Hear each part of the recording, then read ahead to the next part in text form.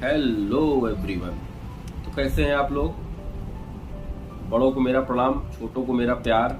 मैं प्रेम Pandey future IAS academy से एक बार फिर से आपके समक्ष खुद को प्रस्तुत करने का एक प्रयास कर रहा हूं। मेरे प्यारे भाइयों बहनों, कल के अंक में हम लोगों ने बात किया था आपस में। मैंने आपको बताया था भाई चीज़ों को कैसे करना है, कोई भी चीज़ असंभव नहीं है। तो ये कल की बात मैं आज एक बार आपको संक्षेप में फिर बता दूं कि वाकई में कोई भी चीज़ असंभव नहीं है। अगर आप चाहें तो ठान सकते हैं, तो कुछ भी कर सकते हैं। तो मेरे प्यारे भाइयों बहनों, आज ज़्यादा बातों को ना करते हुए आज मैं आपके समक्ष एक ऐसे टॉपिक को लेकर आया हूँ जो सभी परीक्षार्थियों के लिए UPSC, UPPSC, other state exams में हमेशा कहीं ना कहीं से पूछा जाता है, और जो हमारी वीडियो जानकारी के लिए देखते हैं उनके लिए भी चीज़ जानना बहुत ज़रूरी है।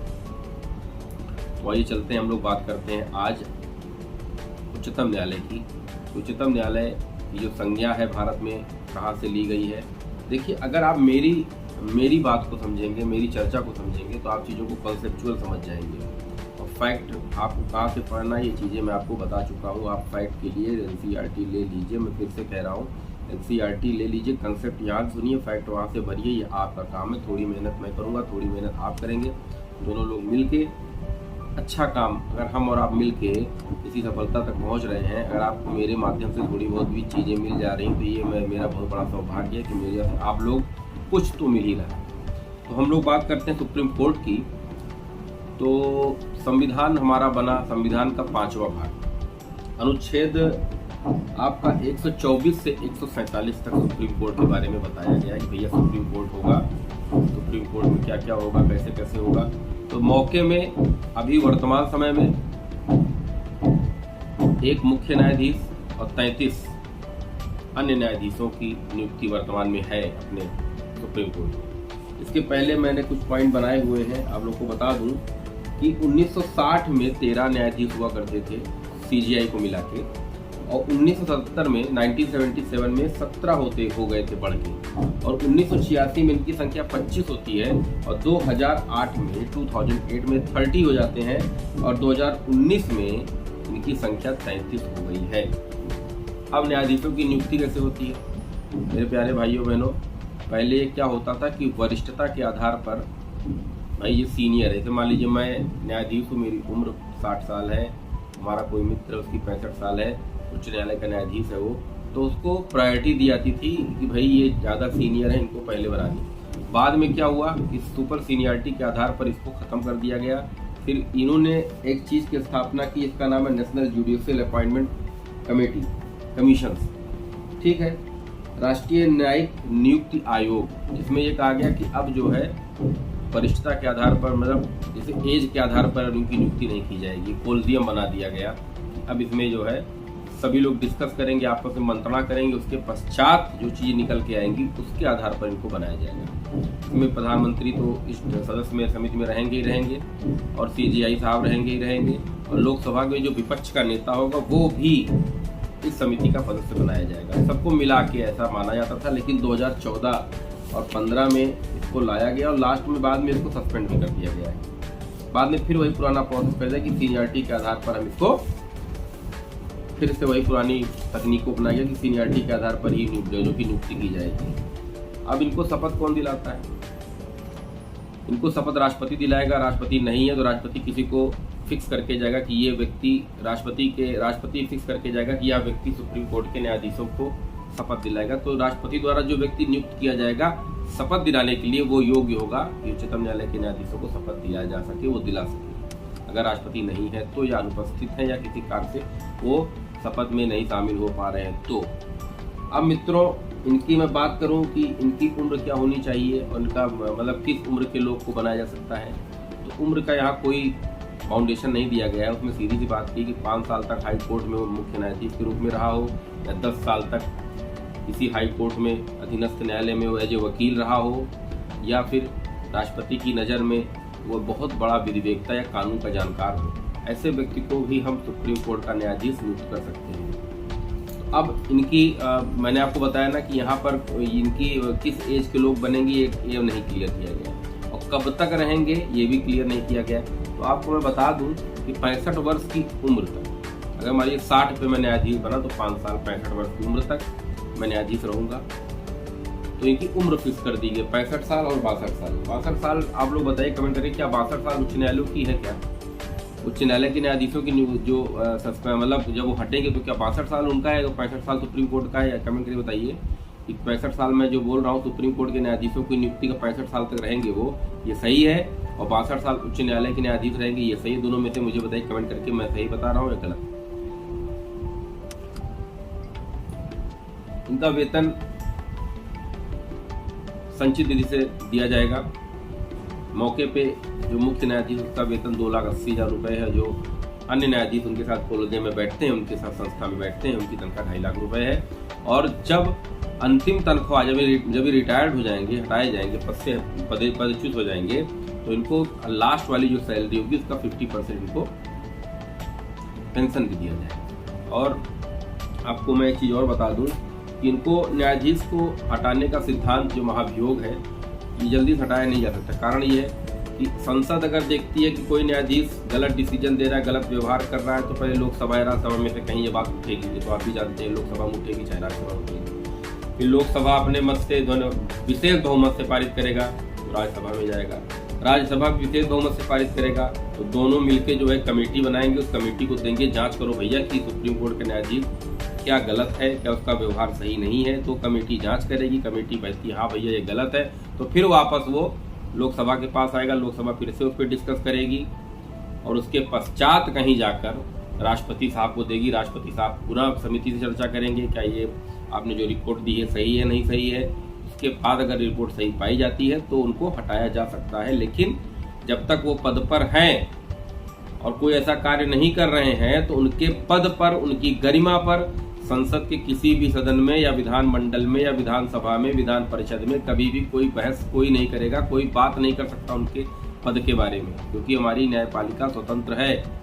उनके चरित्र पर अगर आप लोगों ने उंगली उठाई, उनके व्यवहार पर आप लोगों ने उंगली उठाई, तो दोनों सभाओं का समान रूप से यहाँ पे विशेष बहुमत से मत पारित होना चाहिए। प्लस कमेटियों के जो कमेटी को सौंपेंगे उसकी जांच में भी ये कमी निकलनी चाहिए। प्लस राष्ट्रपति साहब देखेंगे, वो बताएंगे कि हाँ ये जज सही नहीं है। उसके बाद वो कमेटी से भी डिस्कस करेंगे, उसके बाद फिर जाकर कहीं वो महाभियोग द्वारा हटाया जाएगा। भारत में आज तक दुर्व्यवहार के चलते किसी भी न्यायाधीश को कभी भी महाभियोग के द्वारा हटाया नहीं गया है, कभी भी नहीं।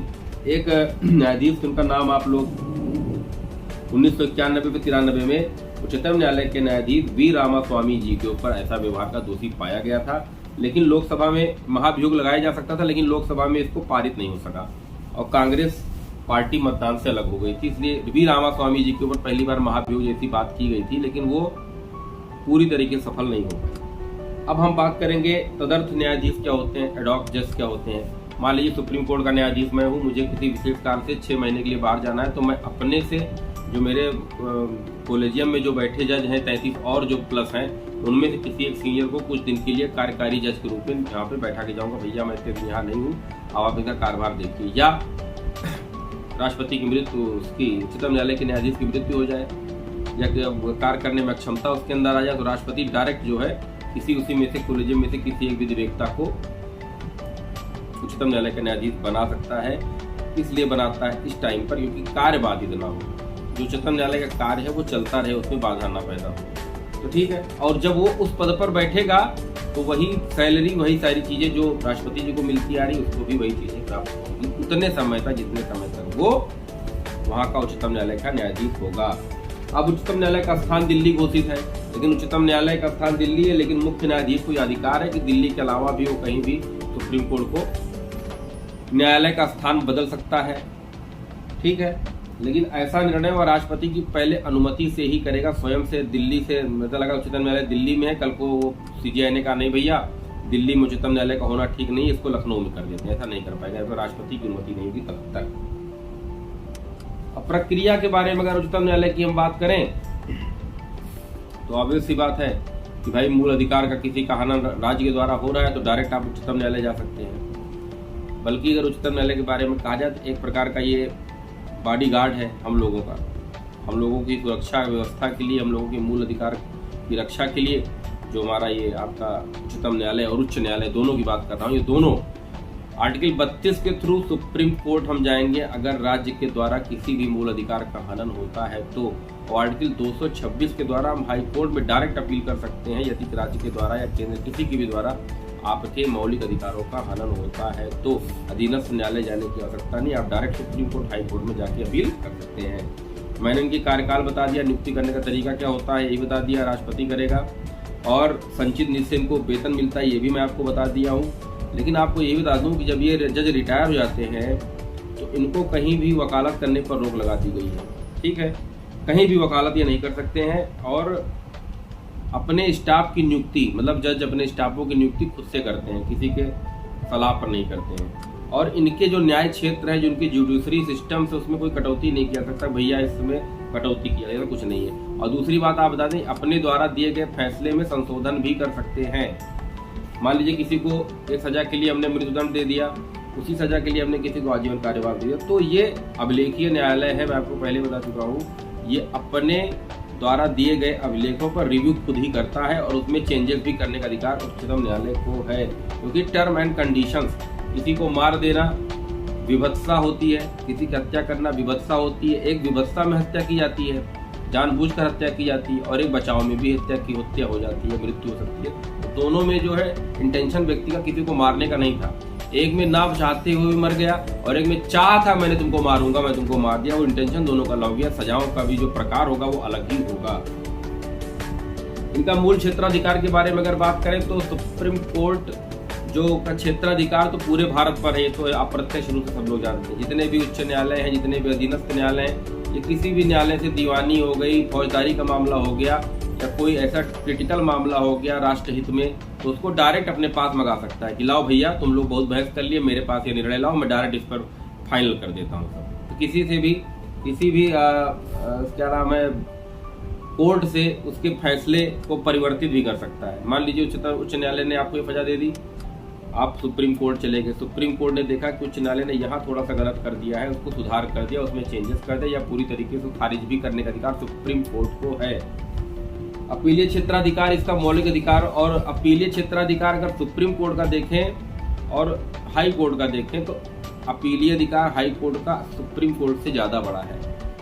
क्यों? क्योंकि यहाँ कानूनी रूप से भी अपील की जा सकती है, वैधानिक रूप से भी की जाती है, फंडामेंटल राइट्स कानून तब भी की जा सकती है, लेकिन सुप्रीम कोर्ट में सिर्फ और सिर्फ फंडामेंटल राइट्स कानून का तभी हम जा सकते हैं, बाकी डायरेक्ट सुप्रीम कोर्ट किसी मामले को लेकर नहीं जा सकते। दीवानी मामला है, अगर उच्च न्यायालय साइन करके दे दे कि हाँ भाई इस पर रिव्यू उच्चतम न्यायालय को देना चाहिए, तब उच्चतम न्यायालय इसको रिव्यू देगा। फौजदारी मामला है, उस पर अगर उच्च न्यायालय लिख के दे दे कि हाँ इस पर एक रिव्यू की जरूरत है उच्चतम न्यायालय की, उस पर उच्चतम न्यायालय, लेकिन डायरेक्ट आप फौजदारी और दीवानी के मामले में सुप्रीम कोर्ट नहीं जा सकते जब तक आप अधीनस्थ न्यायालय फिर हाई कोर्ट, जब तक पूरी सीढ़ी आप पार नहीं करेंगे तब तक। सिर्फ एक मामले को छोड़कर फंडामेंटल राइट्स का हनन राज्य के द्वारा हो रहा है तो आप डायरेक्ट सुप्रीम कोर्ट या हाई कोर्ट कहीं भी जा सकते हैं। ओके, और संविधान में जितने भी नियम हैं, कानून हैं, इनकी व्याख्या भी सुप्रीम कोर्ट ही करता है।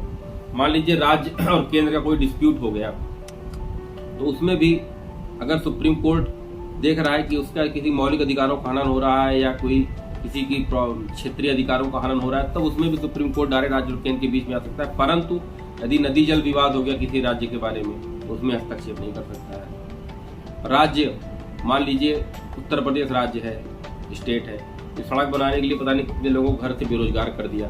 अब कोई व्यक्ति 100-200 लोग व्यक्ति जाके सुप्रीम कोर्ट में अर्जी लगा दें कि हमारे घर के बीच से रोड गई है, तो इसमें भी सुप्रीम कोर्ट कुछ नहीं कर सकता, क्योंकि राज्य के विकास के लिए राज्य ज्यादा महत्व को समझेगा सुप्रीम कोर्ट की अपेक्षा।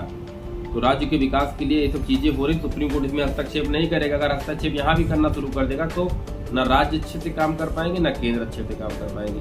हिटलर नहीं, हिटलरबाजी नहीं चलेगी भारत, हिटलरबाजी नहीं। अब आपको सुप्रीम कोर्ट में इन सारी चीज़ों को जो मैंने बताया, इन चीज़ों को एक बार रिव्यू करिएगा। मैंने तो आपको जो इम्पोर्टेंट चीज़ें थी मैंने बता ही दी है।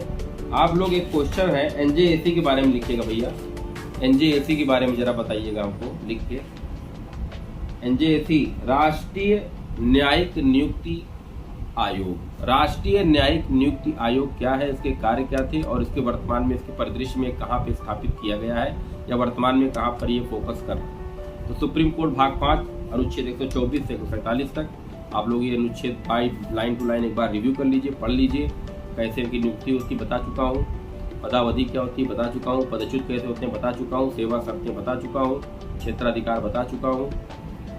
तो लगभग जो बेसिक्स चीज़ें थी एक व्यक्ति को जानने के लिए, भारतीय नागरिकों को जानने के लिए, मैंने वो चीज़ें आपको बता दी हैं। कॉन्सेप्ट आपका क्लियर नहीं होगा तो आप मुझे व्हाट्सएप पे मैसेज करिएगा। जो चीज़ें आपको अलग से पूछनी होंगी तो आप मुझसे कॉल मत किया कीजिए, आप लोग मैसेज करके मुझसे पूछा कीजिए कि सर ये चीज़ें यहाँ फंस गई है, तो मैं उसको दूसरे दिन बनाए वीडियो में उस क्वेश्चन को पूरा आंसर दूंगा। लेकिन ये मैं कह रहा हूँ तो करना आपको है।